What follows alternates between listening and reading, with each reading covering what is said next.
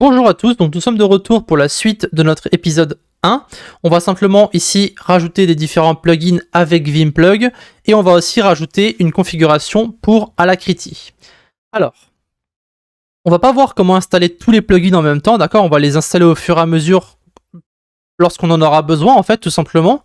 Donc dans cette vidéo, on va voir comment installer un plugin et on va voir comment configurer Alacrity. Alors, pour créer des fichiers, on va faire clic droit New, d'accord? Parce que sur Windows, la fonction Touch n'existe pas, d'accord? Si vous essayez d'aller sur votre terminal, donc avec Alacrity ici par exemple, comme on l'avait déjà vu, si vous essayez de taper Touch, vous pouvez voir que ça n'existe pas. Ce qui est assez embêtant, d'accord? Bon, évidemment, moi ce que je fais en général, c'est que je crée une fonction Touch sur Windows, mais pour l'instant, vu que vous n'avez pas accès, on va laisser ça comme ça. On va simplement créer les fichiers à la main, ça sera plus simple pour le visuel en fait. Donc ici, lorsque vous allez paramétrer NeoVim, vous avez besoin d'un fichier qui s'appelle init.vim, d'accord? Alors, vous allez avoir besoin aussi des extensions de fichiers, d'accord? Vous allez sur le petit tab ici qui s'appelle View. Alors en français, ça s'appelle sûrement autrement, mais vous allez avoir accès à cette barre-là, et vous avez 3 ici cases que vous pouvez cocher. Donc vous avez Hidden Item, donc fichier caché, vous avez extension de fichier, etc., etc. Cochez les 3 cases ici, si ce n'est pas déjà fait. Ensuite, on va mettre ici New, Text, on va tout sélectionner et on va l'appeler init.vim. D'accord? Donc dans notre init.vim, en fait, on va avoir, si vous voulez, toutes les configurations de NeoVim. Ce qu'on peut faire, c'est mettre toutes les configurations directement dans le init.vim. Le truc, c'est que au fur et à mesure que vous allez en fait remplir votre fichier de configuration, ça va être de plus en plus le bordel, à part si vous êtes organisé. D'accord? Ce qui n'est pas le cas en général. Donc ce qu'on va faire, c'est qu'on va en fait séparer tous les fichiers et on va ensuite les ramener directement dans le init.vim. Alors je sais que pour l'instant, ça n'a pas forcément beaucoup, ça veut pas dire grand chose ce que je dis, d'accord? Mais on va maintenant créer un dossier qui va s'appeler Vimplug. Alors vous pouvez l'appeler Vimplugins ou Vimplug. C'est simplement pour dire que ce sont les plugins qu'on va rajouter à Vim. Enfin à NeoVim dans notre cas. Donc ici, lorsque vous allez dans le GitHub de Vimplug, vous avez justement les différentes configurations. Donc si vous allez un peu plus bas ici, vous allez voir qu'en fait vous allez pouvoir justement créer, alors vous pouvez passer directement par init.vim, d'accord? Et vous allez commencer la section avec call plug begin. Donc comme vous pouvez le voir ici, on va en fait rajouter les différents plugins entre une fonction qui s'appelle plug begin et une fonction qui s'appelle plug end. Et après, une fois qu'on aura en fait installé les différents plugins, on aura des commandes qu'on peut taper, comme par exemple plug install. D'accord? Donc ce que vous pouvez faire, c'est directement taper plug install puis le nom de votre plugin, ou alors vous pouvez mettre le nom du plugin dans le fichier et ensuite lancer plug install. D'accord? Donc ça, on va le faire ensemble. Alors, est-ce qu'il y a un truc qui est intéressant ici? FZF non, GoCode, Vimgo, EasyAlign, non. On n'a rien d'intéressant ici. Nerdtree éventuellement peut être intéressant, mais je pense pas qu'on passera par Nerdtree. Bon, je sais que pour l'instant c'est du chinois pour vous. Ne vous inquiétez pas, on va le voir petit à petit. Donc on va justement créer un fichier dans Vimplug qui va s'appeler plugins.vim. Alors j'ai dit un fichier, pas un dossier. Ou alors j'ai dit sûrement un dossier, mais c'est un fichier. Donc plugins.vim.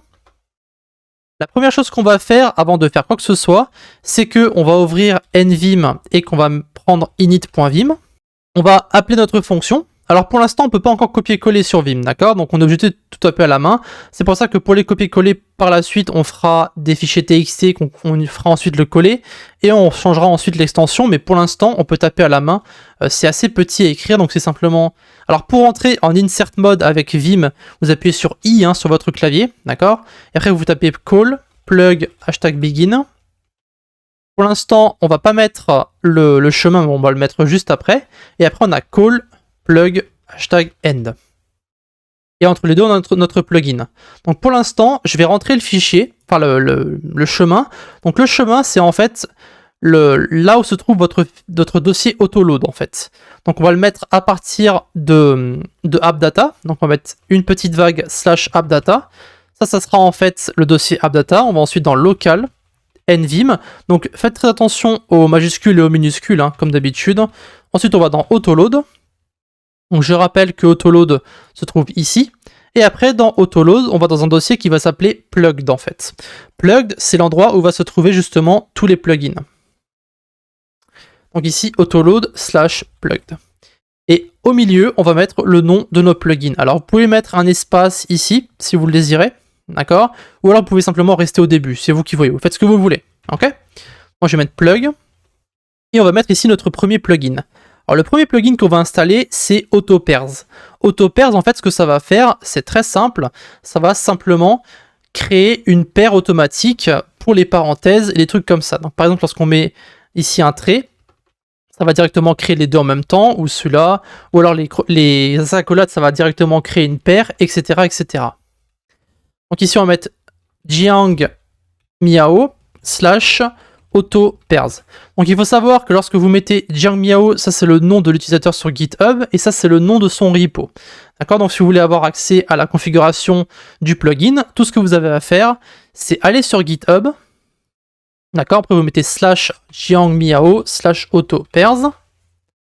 D'accord, et vous pouvez voir que ici, vous avez donc Jiang Miao AutoPairs et vous avez justement le plugin et ensuite ça vous montre comment ça fonctionne. D'accord, donc c'est comme ça en fait que vous installez les plugins. Vous mettez le nom de l'utilisateur, le nom de son repo, ça va directement installer ce qui se trouve ici, si c'est un plugin Vim hein, évidemment, et après bah, vous avez les différentes configurations que vous pouvez éventuellement rajouter, les différents raccourcis éventuellement. Bref, vous avez plusieurs possibilités. Voilà, donc maintenant, comment est-ce qu'on va faire justement pour installer ce plugin? Alors on va faire échappe pour sortir de l'insert mode, si jamais vous êtes en insert mode, vous faites $WQ. Alors W c'est pour sauvegarder, ça veut dire write, d'accord, ça veut dire écrire, sauvegarder, et Q ça veut dire quit, donc quitter tout simplement. Donc là, ce qu'on va faire, c'est sauvegarder et quitter. Ok, maintenant, on va aller... Alors, attendez une seconde, j'ai tapé ça au mauvais endroit. Alors, voilà, là, c'est exactement ce qu'il fallait pas faire. Donc ici, vous pouvez voir que j'étais au mauvais endroit, j'avais même pas capté que j'étais au mauvais endroit. Donc en fait, notre... ce qu'on vient d'écrire ici, notre call plug begin, il faut pas le mettre dans init, il faut le mettre dans le fichier qu'on a créé juste avant, en fait. C'est-à-dire, dans Vim plug, vous avez plugins.vim, et c'est en fait ici qu'il faut taper notre call. Donc je vais le retaper ici.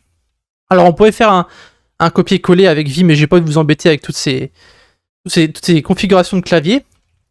Je pense que vous êtes trompé aussi, ou peut-être pas, hein. Peut-être que vous avez tapé le bon truc. Tant mieux pour vous d'ailleurs. Donc Jiang Miao / AutoPairs. Et là on remet le chemin, c'est appdata / local /nvim / autoload / plugged. Là, on sort. Ensuite, on va aller justement sur init.vim. Ici, je vais enlever ça. Voilà, on va re-sauvegarder. Et du coup, ici, maintenant, tout ce qu'on a à faire, en fait, c'est simplement appeler, en fait, les différents fichiers. D'accord ? Donc, pour appeler ces différents fichiers, ça va être très simple. On va écrire ici source. Et ensuite, on met le chemin vers le fichier en question. Moi, je vais mettre home. C'est comme la vague, en fait, hein. Appdata / local / nvim / vimplug / plugins.vim. D'accord? Donc le source, en fait, tout ce que ça va faire, c'est simplement appeler le fichier plugin qu'on a créé juste avant. Alors pour une raison inconnue... Ah, attendez une seconde. J'avais écrit quoi exactement?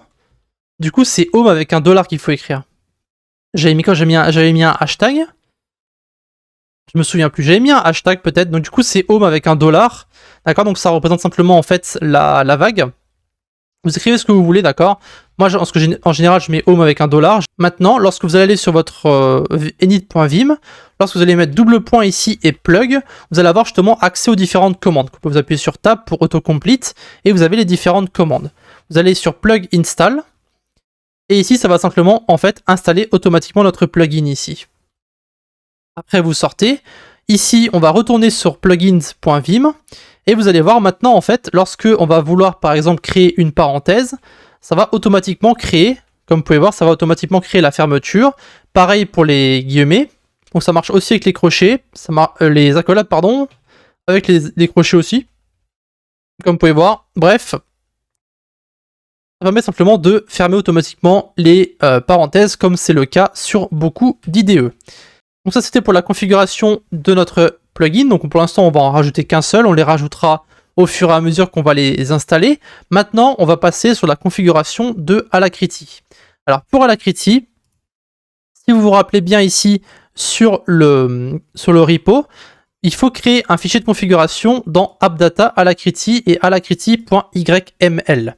Donc on va ici aller dans appdata, d'accord, directement. Donc, vous pouvez voir que le appdata va nous rediriger en fait vers le dossier roaming, ce qui veut dire que c'est dans ce dossier-là qu'on va devoir créer notre dossier alacrity, d'accord. Je vais copier alacrity, on va créer un dossier comme ceci, on va à l'intérieur, et maintenant on va créer un fichier txt pour le moment, d'accord. On va l'appeler alacrity.txt.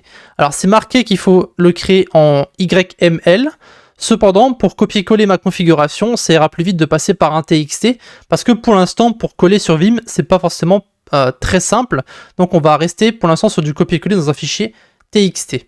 Alors ma configuration en soi elle est très simple, elle a été copiée-collée d'un repo d'Alacrity il me semble. Je ne sais plus exactement où je l'ai récupéré, ça fait un petit moment maintenant. Et puis les gens ont partagé leur config aussi. Donc en fait, ma config est très simple. C'est simplement le changement en fait des différentes couleurs qui vont apparaître dans le terminal. Donc ça n'a pas trop d'importance. Et on a aussi l'opacité du background. Donc tout ça, vous pouvez changer en fait la police d'écriture dans le PowerShell. Donc moi, je vais utiliser une police qui s'appelle hack. Donc celle-ci, elle sera disponible aussi sur mon repo éventuellement. Donc le lien d'installation. D'accord, je vous mettrai le lien vers Alacrity et le lien vers le hackfont. Donc hackfont, ça sera simplement ici ce repo là, et vous aurez simplement le .exe à lancer sur votre PC. Donc ça va en fait automatiquement installer la police hack. Voilà, je sais qu'un fichier qui s'appelle hack.exe, c'est pas forcément très... ça a l'air d'être une blague, on est d'accord, mais en fait non, c'est simplement la police d'écriture qui s'appelle hack, qui est très sympathique, que je vais utiliser moi-même. Vous n'êtes pas obligé de la mettre, hein. Vous pouvez utiliser une autre police si vous le désirez, mais c'est ce que moi je vais utiliser. Et donc après, point size, ça c'est la police d'écriture, enfin la taille des différents éléments. Le scrolling, ça c'est pour l'historique. La sélection pour set to clipboard lorsque vous allez copier-coller directement dans le terminal. Et après vous avez ici les différents raccourcis que vous pouvez utiliser, comme par exemple CTRL-V, CTRL-C, CTRL-V. Vous avez ensuite augmenté la taille des différents éléments, donc increase font size avec CTRL+. D'accord. Vous avez ici, par exemple, pour mettre en plein écran, vous avez la fonction 11, etc. etc. D'accord. Donc on va aller sur RAW, on va faire CTRL-A, CTRL-C, et on va ouvrir notre fichier TXT. On fait un gros coller, et maintenant on va changer l'extension, on va mettre .yml. Voilà. Donc maintenant, lorsque vous allez lancer en fait votre terminal, donc on va aller sur Autoload, hop, on va sur NeoVim. Lorsque vous allez relancer votre terminal, donc clic droit, Open Alacrity, vous allez voir que le terminal est déjà un peu différent, d'accord, il est un peu plus grand par défaut, ok. Et après, vous allez pouvoir utiliser les raccourcis comme F11, par exemple, pour mettre en plein écran. Voilà, assez simple. Donc ici, NVim. Évidemment, ça va aussi changer les couleurs de votre terminal, d'accord, comme on l'avait mis dans la configuration juste avant. Et donc ici, si on réouvre init.vim, vous pouvez voir que ça a un petit peu changé les couleurs, mais de toute façon, pour l'instant, ça n'a aucun... On s'en fout un petit peu des couleurs, on réinstallera un thème par la suite, quoi qu'il arrive. Mais ça sera tout pour cette vidéo. On voulait juste installer des plugins, enfin en tout cas un plugin pour le moment, voir comment les sourcer, et ensuite les configurations pour notre terminal. Donc la configuration du terminal pour l'instant elle est terminée, et maintenant on va se focaliser sur NeoVim.